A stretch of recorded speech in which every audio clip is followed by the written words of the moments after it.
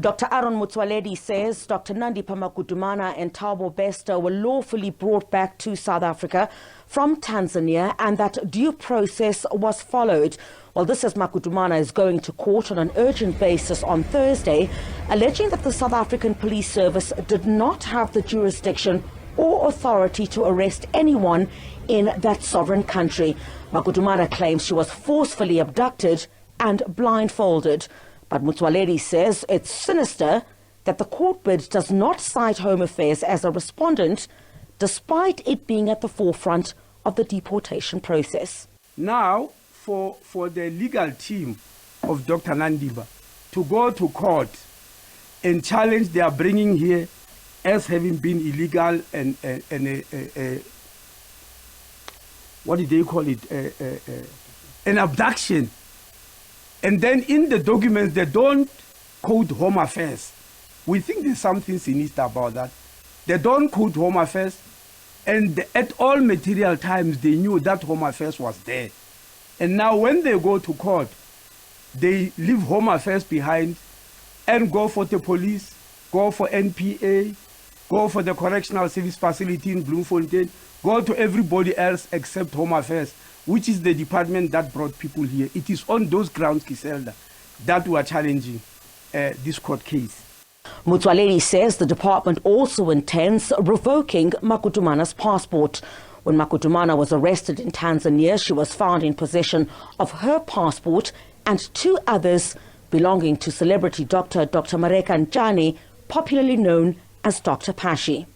If the person has been deported and has been brought to the country at the expense of the state, you are aware that we had to hire that chartered flight for 1.4 million rand.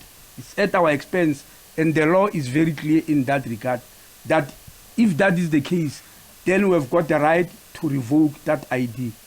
Motsoaledi has also apologized to Dr Pashi for remarks in a press conference in April, in which he said she filed an affidavit stating her first passport was lost or stolen when she applied for a second passport.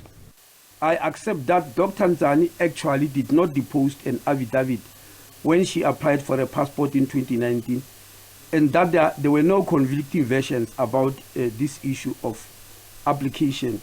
I therefore retract the statements I've made on that particular day and subsequent words to that effect, and I would like to extend my sincere apology to her in this regard.